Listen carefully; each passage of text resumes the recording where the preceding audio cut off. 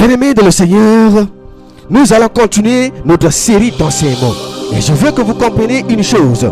Le problème d'aujourd'hui n'est pas seulement que certains hommes tombent, non.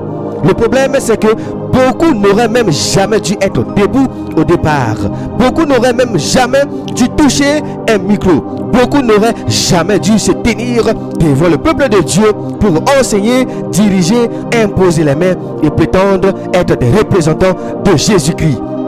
Parce que la Bible ne nous a pas laissé dans le flou. La Bible n'a pas dit choisissez un pasteur parce qu'il crie fort. La Bible n'a pas dit choisissez un berger parce qu'il fait tomber des gens. La Bible n'a pas dit choisissez un homme parce qu'il attire les foules. Non, la Bible a donné des conditions. La Bible a donné des critères. Et Dieu ne plaisante pas avec cela. Aujourd'hui, dans cette partie 2, je viens dire au peuple de Dieu, un homme impur, impudique, adultère ne peut pas représenter Christ. Tu peux porter une Bible, mais si tu es impur, impudique, tu représentes ta chair, pas Christ. Tu peux porter un costume, mais si tu es impur, tu portes un masque, pas l'onction. Tu peux avoir un titre, mais si tu es impur, tu es disqualifié aux yeux du ciel. Écoutez-moi très bien.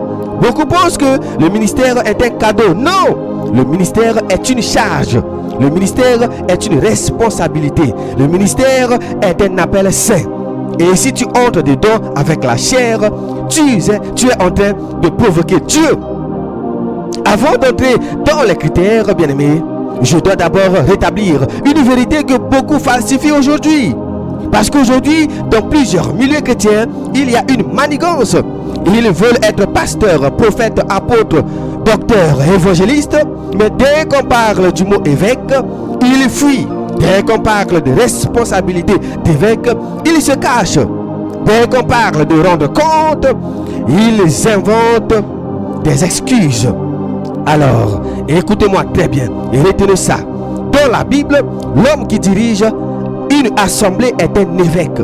Ce n'est pas une option, ce n'est pas une interprétation, ce n'est pas un choix personnel. C'est écrit noir sur blanc. Et nous allons le démontrer à la lumière de la parole de Dieu. C'est pour cela que tu dois rester jusqu'à la fin de cet enseignement pour être réveillé. Bien-aimé, aujourd'hui, certains font des tours. Ils disent, je suis pasteur, mais je ne suis pas évêque. Ils disent, je suis prophète, mais je n'ai pas de responsabilité d'assemblée. Ils disent, je suis apôtre, mais dès qu'il faut répondre devant Dieu pour les âmes, ils disparaissent. Mais la Bible ne fonctionne pas comme ça. Un évêque, bibliquement, c'est celui qui surveille, dirige et garde une assemblée. Le mot évêque veut dire surveillant. Donc, si tu surveilles une église, tu es évêque. Si tu diriges des chrétiens, tu es évêque. Si tu es le responsable principal d'une assemblée, tu es évêque. Si tu donnes des règles, tu diriges, tu imposes la vision, tu es évêque. Et je vais te le prouver dans la Bible simplement. Regardez ce que la parole dit dans Actes 20, verset 28. Prenez donc garde à vous-même et à tout le troupeau sur lequel le Saint-Esprit vous a établi évêque pour paître l'église du Seigneur qu'il s'est acquise par son propre sang. Alléluia. Peuple de Dieu, écoutez bien. Ici, Paul parle à des responsables d'église. Il leur dit clairement trois choses très simples. Vous avez un troupeau. Le Saint-Esprit vous a établi évêque sur ce troupeau. Votre travail, c'est de paître l'église, donc diriger et nourrir. Donc, si tu as un troupeau, si tu diriges une église, si tu conduis une assemblée, tu es évêque. Bien-aimé, voilà la vérité. Voilà pourquoi il fuit ce mot. Parce que ça veut dire responsabilité devant Dieu.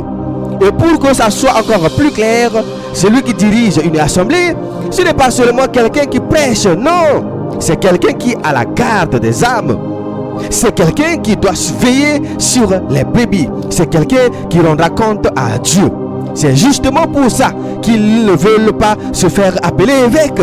Parce que le mot évêque rappelle que tu n'es pas un artiste, tu n'es pas un comédien, tu n'es pas une star, mais tu es un surveillant établi par Dieu, par le Saint-Esprit, et tu vas rendre compte devant Dieu.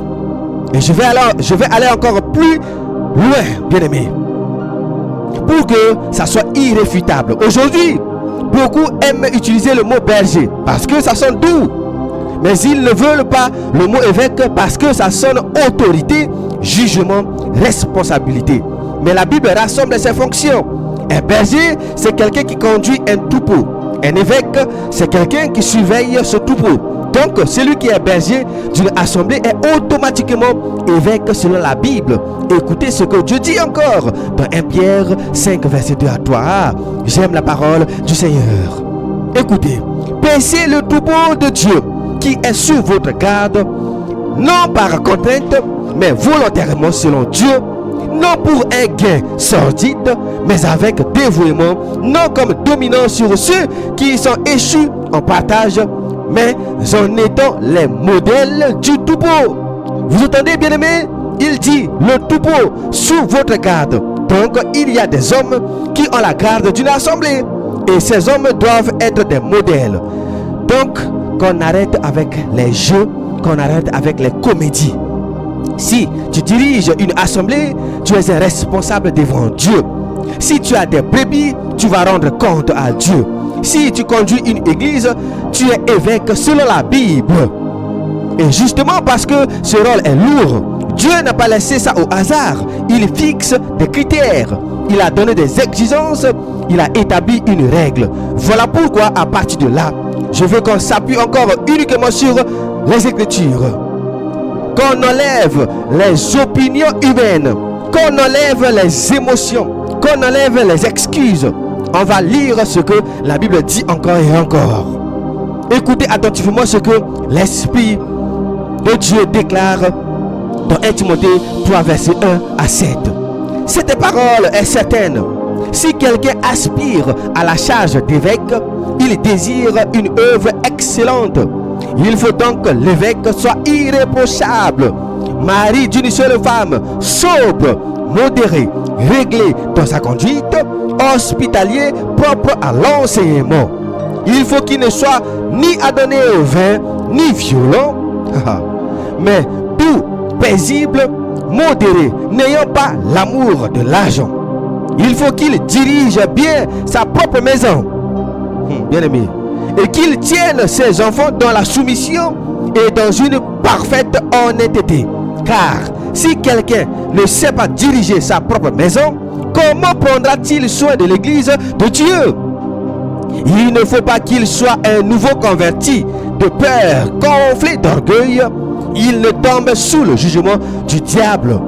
Il faut aussi qu'il reçoive un bon témoignage de ceux du dehors, afin de ne pas tomber dans l'opprobre et dans les pièges du diable.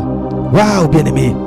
Voilà les critères d'un homme de Dieu, d'un pasteur, d'un prophète qui a une assemblée. Peuple de Dieu, vous voyez ça? Ce n'est pas moi qui parle, c'est écrit noir sur blanc. La Bible dit clairement, il faut donc que l'évêque soit irréprochable. On n'a pas dit qu'il soit populaire, charismatique ou connu. Non, la Bible dit clairement qu'il soit irréprochable. Ensuite, elle dit mari d'une seule femme. Donc, quelqu'un qui court derrière les filles, comment peut-il être mari d'une seule femme?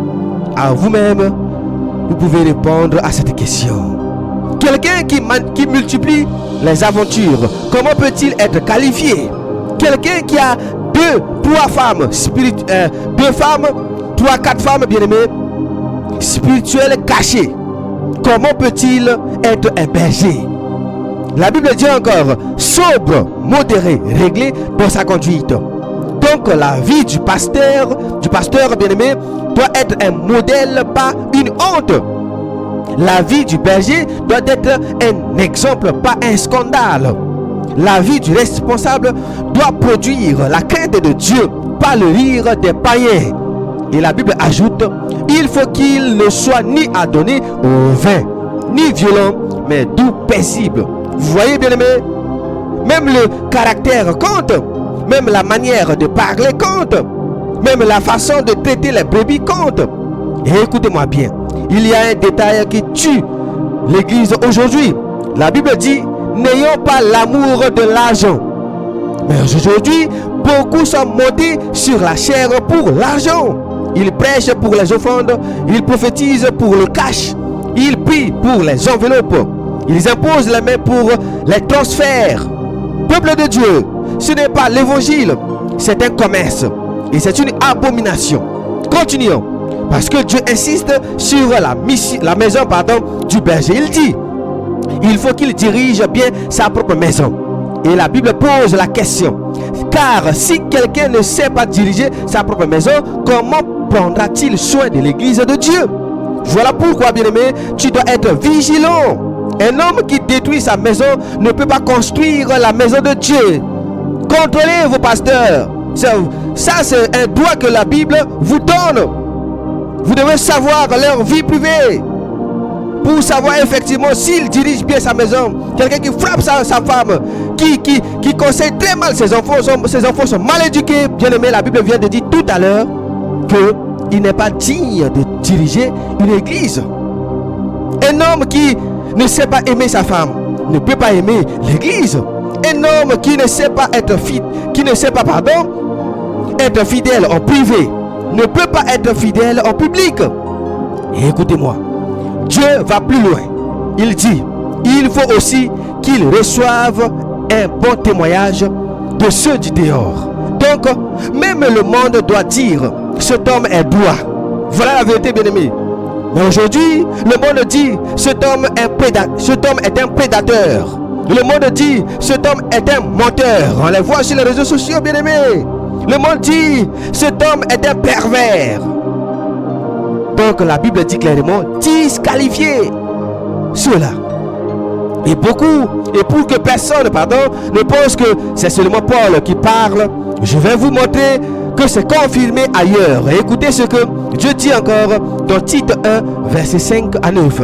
Je t'ai laissé en Crète afin que tu mettes en ordre ce qui reste à régler et que selon mes instructions, tu établisses des anciens dans chaque ville.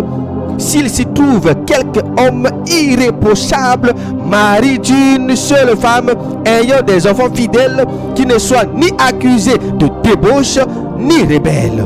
Car il faut que l'évêque soit irréprochable. Ici on parle toujours de pasteur responsable, bien-aimé, comme économe de Dieu, qui ne soit ni arrogant, ni coléreux, ni adonné au vin, ni violent, ni porté à un gain déshonnête, mais qu'il soit hospitalier, ami des gens du bien.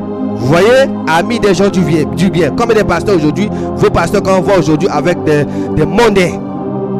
Vous voyez, ami des gens du bien, modéré, juste, saint, tempérant, attaché à la vraie parole telle qu'elle a été enseignée afin d'être capable d'exhorter selon la saine doctrine et de réfuter les contradicteurs. Bien-aimés, vous entendez ce mot qui revient? Irréprochable. Ce n'est pas performant, ce n'est pas talentueux, ce n'est pas influenceur, ce n'est pas viral, c'est irréprochable. Et Dieu ajoute quelque chose ici, juste, saint, tempérant. Donc le berger doit être saint, pas dans le show, pas dans les cris, pas dans les apparences, mais dans la vie. Et notez ceci, Dieu dit qu'il doit être capable d'exhorter selon la saine doctrine et de réfuter les contradicteurs. Or, aujourd'hui, le problème c'est que beaucoup n'ont plus la saine doctrine. Ils ont l'émotion, ils ont les slogans, ils ont les phrases motivantes, ils ont les prophéties faciles. Mais ils ont perdu la vérité tranchante. Peuple de Dieu, je vais être direct. Beaucoup de scandales sexuels existent parce que les responsables ont perdu la doctrine de la crainte de Dieu. Ils ne tombent plus. Ils ne redoutent plus l'enfer. Ils ne redoutent plus le jugement. Ils jouent avec la grâce de Dieu. Mais écoutez bien, la grâce n'est pas une excuse. La grâce est une puissance pour vivre dans la sainteté. Et je veux que vous entendiez une parole qui va tuer toutes les excuses. Parce que certains disent, Mais nous sommes tous faibles. Mais nous sommes tous des hommes. Mais personne n'est parfait. Ils aiment ces phrases. Ils les aiment parce qu'elles endorment la conscience. Mais voici ce que Dieu dit clairement. Les responsables seront jugés plus sévèrement. Et la Bible est claire. Écoutez bien ce que l'Écriture annonce dans Jacques 3, verset 1. Mes frères, qu'il n'y ait pas parmi vous un grand nombre de personnes qui se mettent à enseigner, car vous savez que nous serons jugés plus sévèrement. Vous entendez, bien aimé? Jugés plus sévèrement. Donc un pasteur, quand un pasteur vit dans l'adultère, il ne sera pas jugé comme un simple membre. Quand un berger souille les filles, il ne sera pas jugé comme un simple croyant. Quand un responsable détruit des foyers, il ne sera pas jugé comme un novice. Dieu dit plus sévèrement. Alors, je pose une question devant vous, bien-aimés. Vous qui êtes là, qui écoutez. Comment peut-on tolérer un pasteur impur? Comment peut-on applaudir un homme qui est disqualifié? Comment peut-on appeler serviteur de Dieu quelqu'un qui vit dans ce que Dieu appelle abomination? Peuple de Dieu, écoutez bien. Ce n'est pas de l'amour. Tolérer un faux berger, ce n'est pas aimer l'église. C'est haïr l'église. Parce que c'est laisser un loup manger les brebis. Et je parle aussi aux pasteurs impurs. Si tu m'entends, ce message n'est pas pour te divertir. Ce message est pour te sauver si tu as encore un peu de crainte de Dieu. Parce que si tu es impur et tu continues, tu n'es pas en train de tomber. Tu es en train de marcher volontairement vers la condamnation. Et je veux que ça soit clair. Il y a une différence entre une chute avec repentir et une pratique. Il y a une différence entre un homme qui pleure devant Dieu et abandonne, et un homme qui planifie, qui ment, qui cache, qui continue, qui recommence. Écoutez ce que la Bible dit sur ce genre de personnes. Je vais vous lire un avertissement qui doit faire trembler, bien-aimés. La parole déclare dans 1 Corinthiens 6, verset 9 à 10. Ne savez-vous pas que les injustes n'hériteront point le royaume de Dieu? Ne vous y trompez pas, ni les impudiques, ni les idolâtres, ni les adultères, ni les efféminés, ni les infâmes, ni les voleurs, ni les cupides, ni les ivrognes, ni les outrageux, ni les ravisseurs n'hériteront le royaume de Dieu. Ne vous y trompez pas, c'est écrit. Ni les impudiques, ni les adultères n'hériteront le royaume de Dieu. Donc, comment un pasteur adultère peut-il conduire quelqu'un au royaume, bien-aimé? Soyons vraiment sérieux. Comment un berger impur peut-il conduire des brebis vers le ciel alors qu'il est lui-même dans le chemin de l'enfer? Peuple de Dieu, la vérité est simple. On ne représente pas Christ avec une vie d'impureté. On ne représente pas Christ avec des mains sales. On ne représente pas Christ avec une conscience brûlée. On ne représente pas Christ avec une double vie. Et je termine avec cet appel. Que Dieu ouvre les yeux de son peuple. Que Dieu déchire les voiles. Que Dieu démasque les imposteurs. Que Dieu réveille les brebis. Et je dis à tous ceux qui suivent aveuglément, tu ne peux pas dire, je ne savais pas. Dieu est en train d'exposer. Dieu est en train de parler. Dieu est en train d'avertir. Alors, retenez ceci. Un homme impur ne peut pas représenter Christ. Si l'église ne se sanctifie pas, le jugement va continuer. Parce que le jugement du Seigneur est à la porte. C'était votre frère Rodrigue Simbato Ménine. Demeurez toujours bénis dans la paix de notre Seigneur et Sauveur Jésus-Christ.